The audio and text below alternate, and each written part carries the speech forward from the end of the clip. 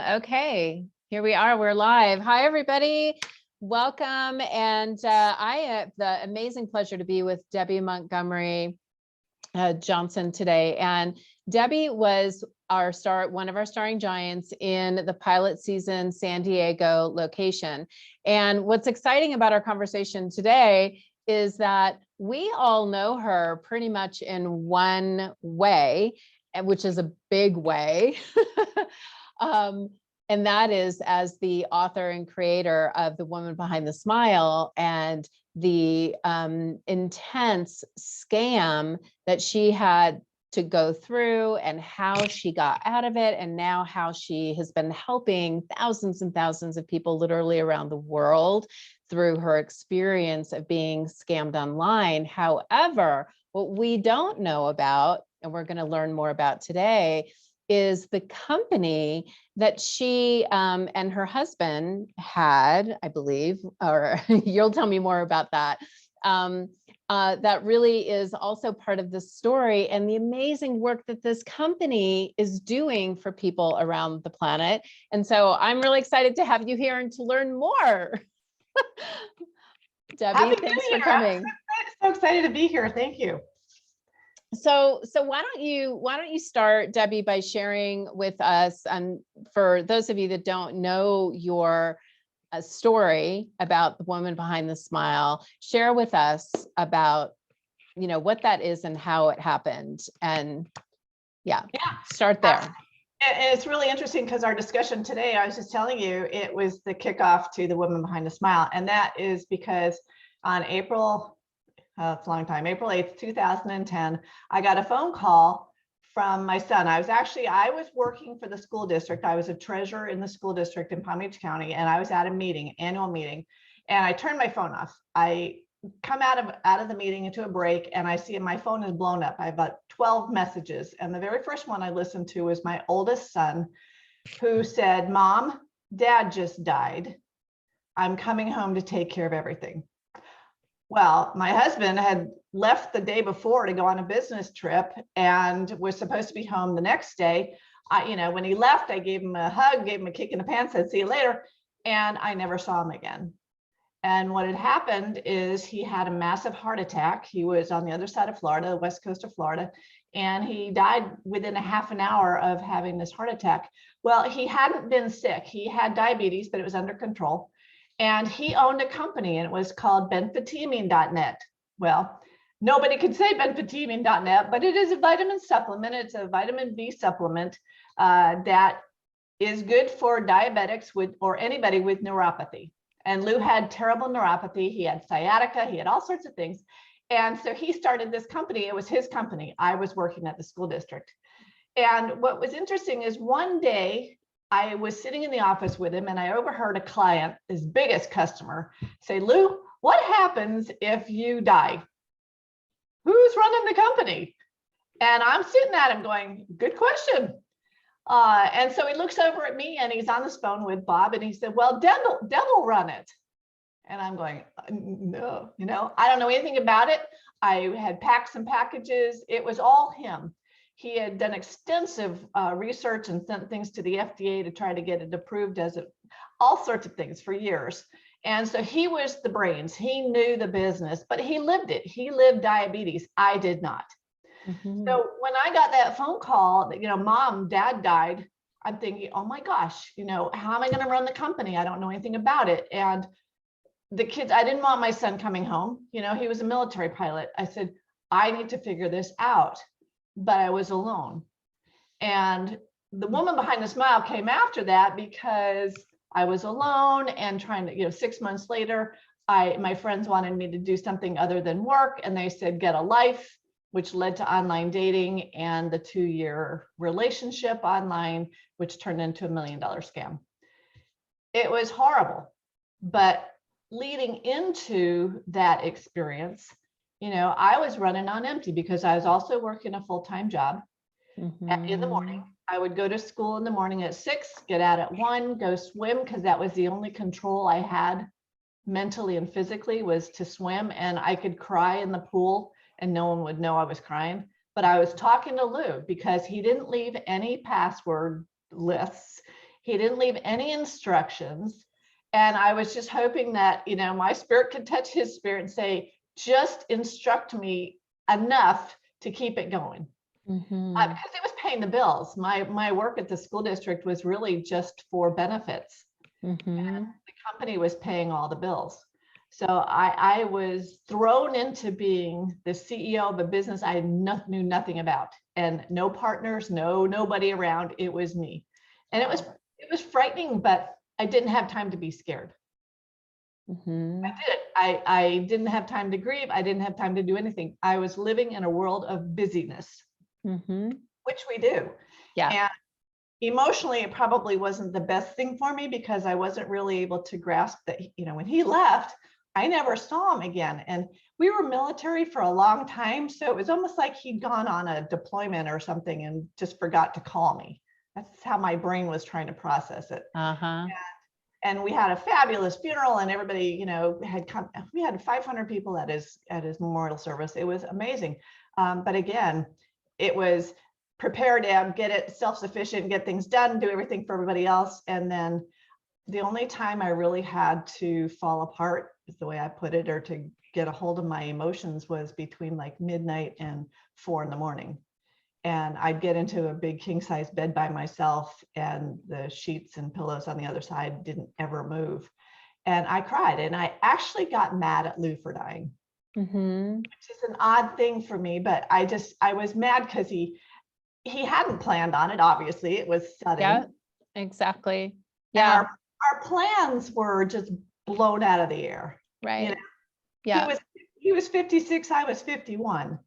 And you don't plan on that. Right. So the unexpected happens, right? The unexpected happens in life, and we either prepare as best we can for that to happen, or, you know, we don't, and we're left with the fallout and needing to pick up the pieces. And I think it's really important, something that you said, that, you know, you didn't have time to grieve. You didn't have, you didn't have time. You had to just get in there and make things happen.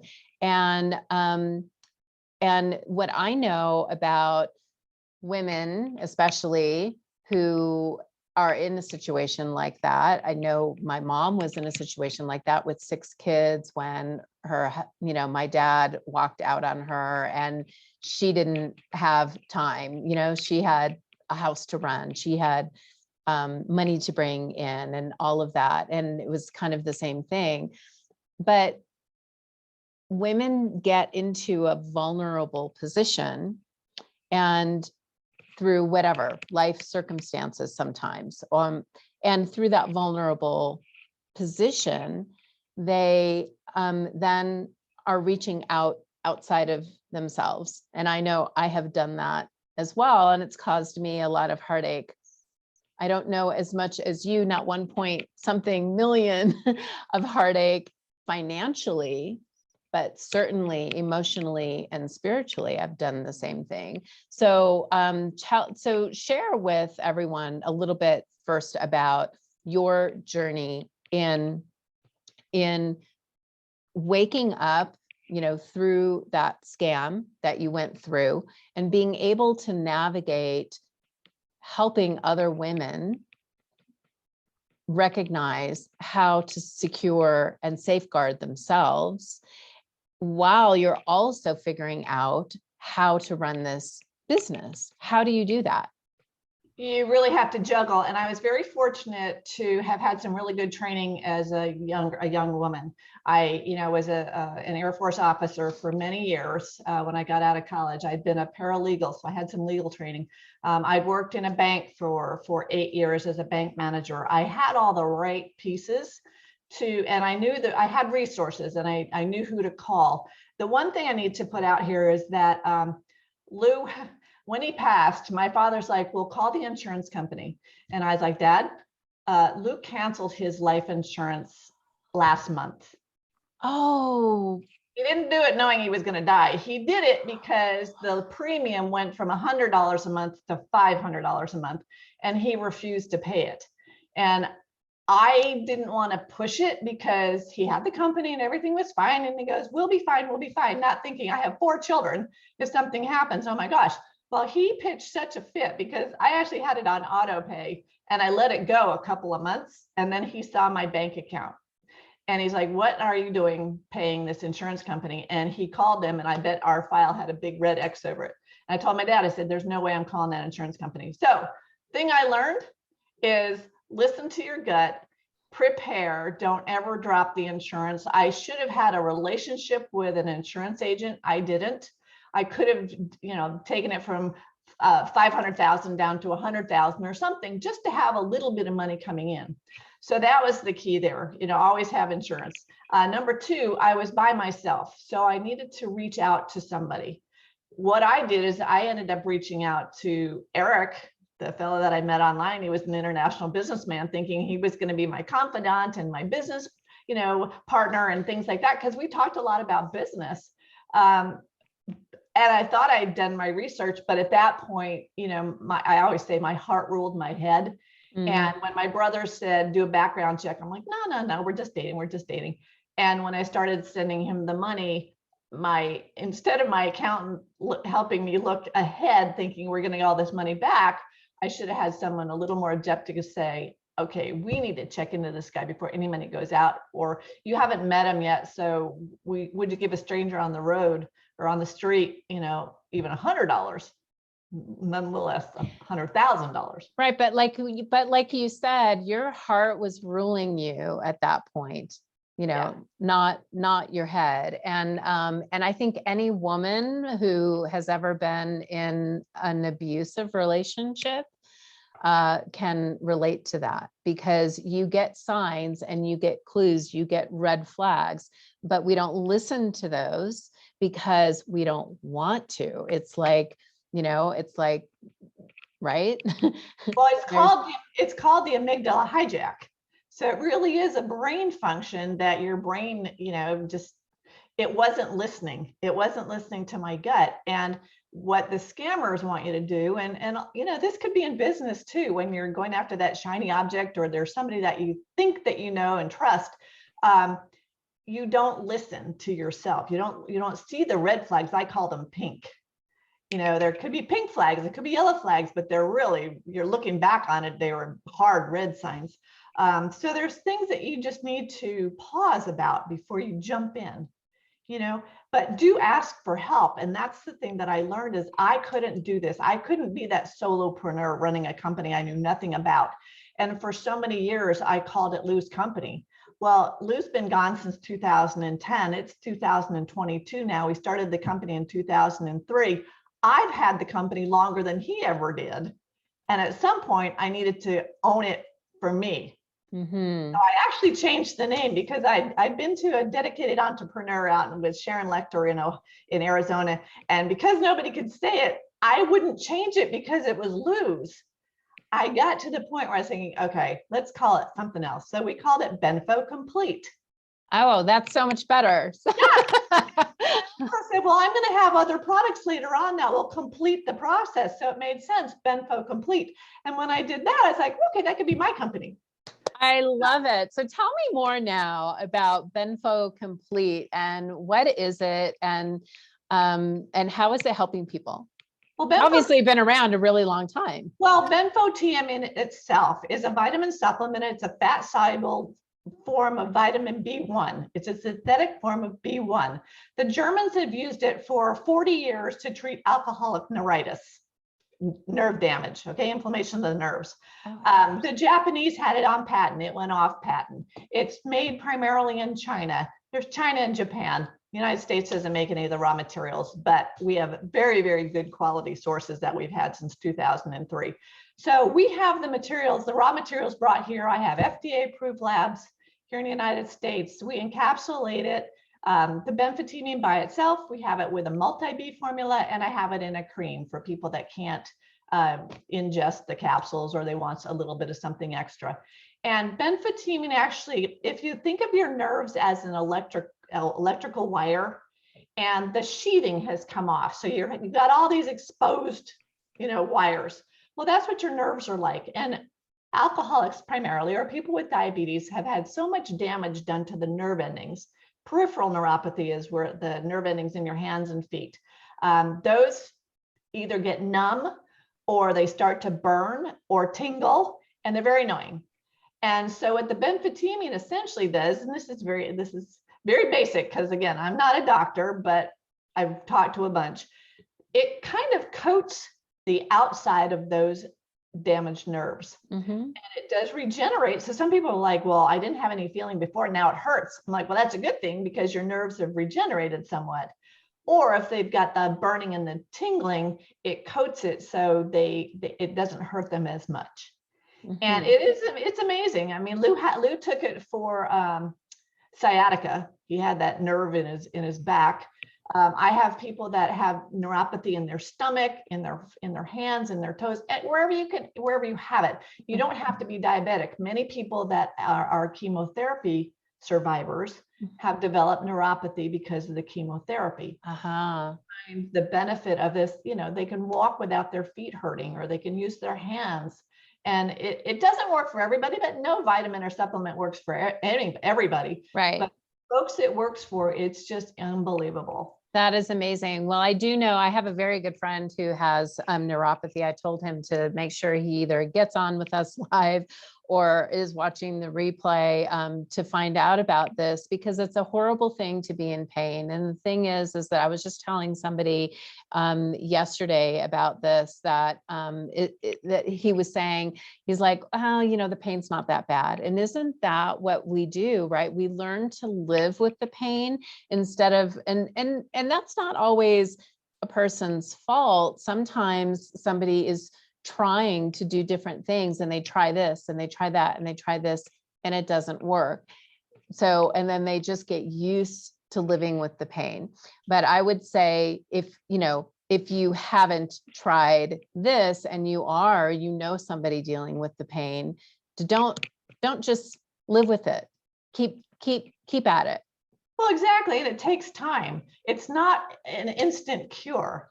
It's a vitamin supplement. You have to take it, we say, at least 90 days to get it into your system to see if it's going to help. And it truly is amazing. I mean, my father, this is the neatest thing. After Lou died, I was running the business. My father, who's 92 years old, retired dentist, Dr. Jack, my dad started working for us. And I actually fired him. We had to do some remedial training, and I hired him back. And he is the Dr. Jack. He is the customer service guy. He talks to the doctors. He talks to every client. What's been amazing is that now Alzheimer's is considered diabetes 3. What does that mean? Juvenile diabetes is kind of diabetes 1. You get that when you're a kid. Yeah. Diabetes 2 is more our age, where you develop it over the years as you get older because of poor eating or alcohol or whatever. Diabetes 3 now, and I'm saying it wrong, I'm having a brain cramp. Alzheimer's is going to be considered a form of diabetes, and I don't know exactly how, but they're finding that there is a link to that. And so benfotiamine was actually tested. They did a study up in New York to see if benfotiamine might slow down the process.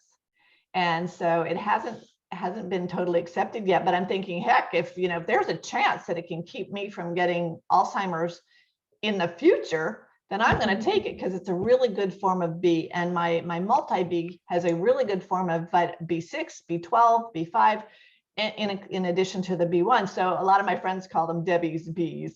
I love it. Awesome. Yeah. So I take it and I don't have any of the issues, but I just figure it's proactive. It's preventative, and we don't talk enough about preventative medicine in, for sure, the United States, and it's really important. But okay, so I want to know, so what now? You have taken over the company. You're president of the company or CEO of the company, and you're expanding, or you've expanded a couple of products? We actually, this is the fun thing. You don't have to do it alone. I have a lab up in South Carolina that has their own products, completely different than mine, but similar. So we do an affiliate with them. We have their products, you know, a vision care. They have a neuro boost, which is a kind of a mid-afternoon jump kind of a thing. Collagen, those kinds of things that are maybe that my clients who are diabetic might also use. Again, Benfo Complete. So we have those. We have a new product coming out called Benfo Boost. That's going to be out in a couple of months, and that's got a little bit of a weight management thing. Again, a diabetic problem. And energy, all natural. There's no drugs in these. They're all vitamins. They're natural minerals. And my chemist up in South Carolina was so cute because he likes to put things together that will work. So our Benfo Boost is coming out. So little by little, I'm getting brave enough to grow. And I have a team, you know, it's still Dr. Jack and Deb, or Debbie and Dr. Jack. And this is a really funny thing. A client called my dad one day and said, dad was telling him about me.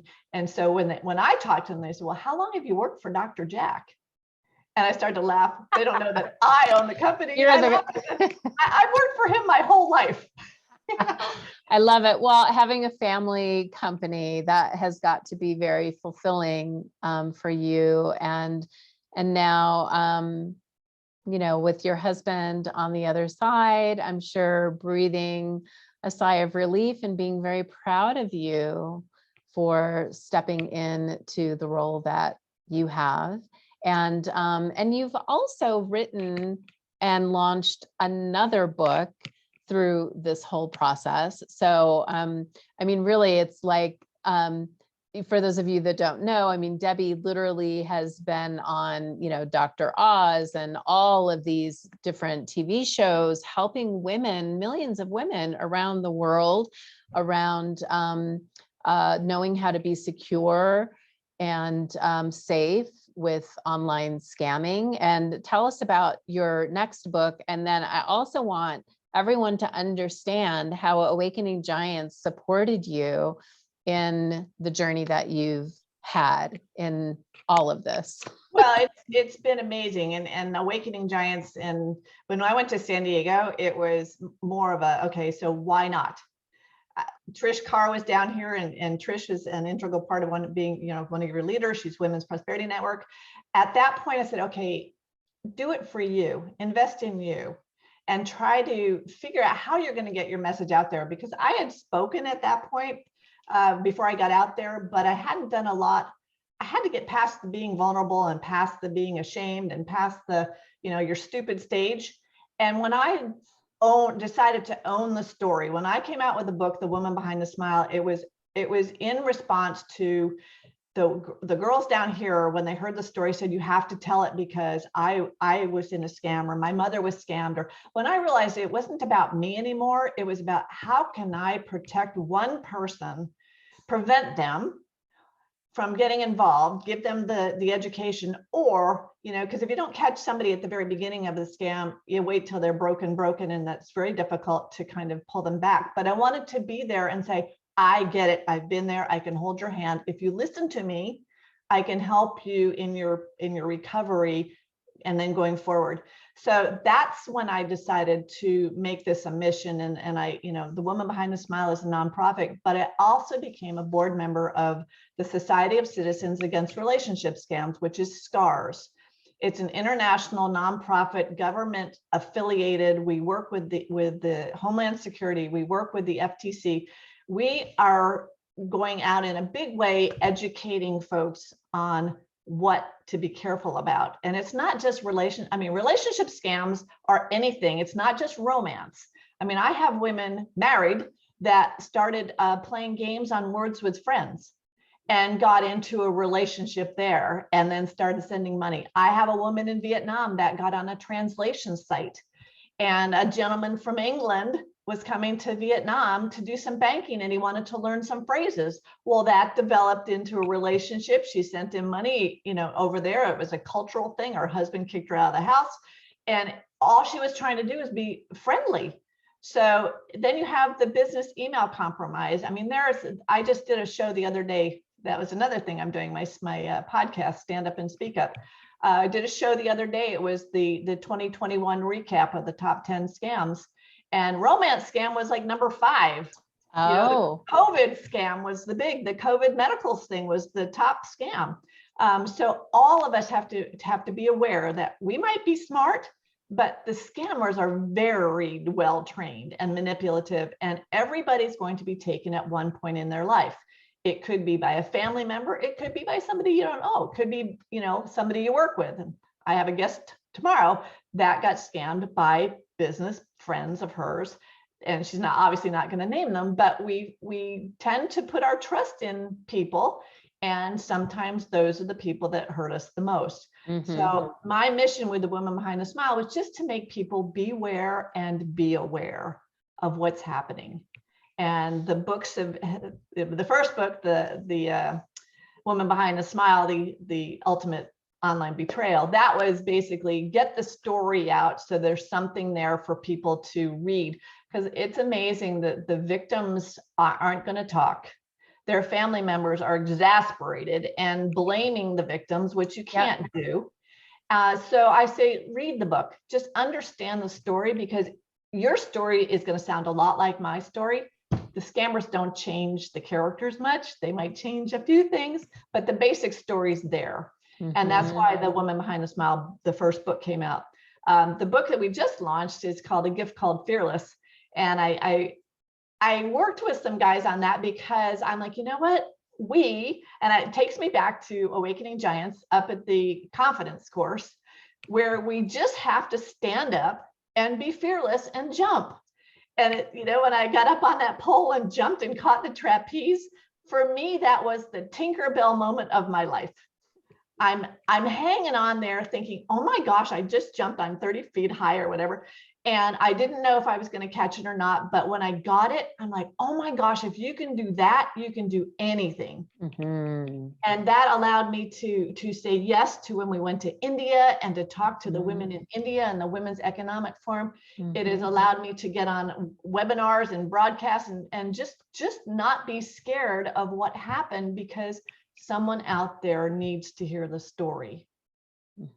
And I got an email yesterday from a woman, and she said, my story is your story, help me.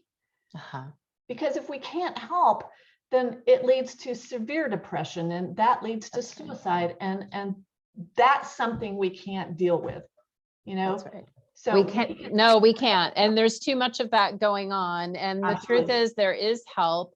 And this is why it's so important, why I love what we're doing with Awakening Giants in bringing all of these different stories together, and people that are real, like you're touchable, you're reachable, you're not out there in celebrity land, like some of the other shows where you can't actually really connect with a real person. And so that's what makes this so amazing. And I love everything that you're doing. I'm amazed. I had no idea that you had this whole other company at the same time you were running all of this. And I'm so excited you're part of this community. And is there anything else that you want to share? One of the things I'd love you to do, actually, when we're done with this, Debbie, is will you please put the link below for your podcast? Sure. And so that people can access your podcast. And I think especially the one that you had just spoken about would be great for people to access the replay of that if they could. Sure. And all of that is on YouTube also. Awesome. But I'll put the link there. But yeah, it's really important. And the Stand Up and Speak Up is really a show about all of us. And you've been my guest. We all have something in our life that we've been afraid of or, gotten hurt. And what I try to do is give people hope that if you just believe in yourself, then you can move forward one step at a time. And sometimes things happen to us, but many times they happen for us. And it's those times that we need to use that to help be there for somebody else. I don't want to say help, but we need to be there for somebody else and be that hug and that handhold. And I love that about Awakening Giants. That so many times, we had the circles where somebody needed a hug and we were there. Someone was there for them. And as Nancy Matthews says, we become the one.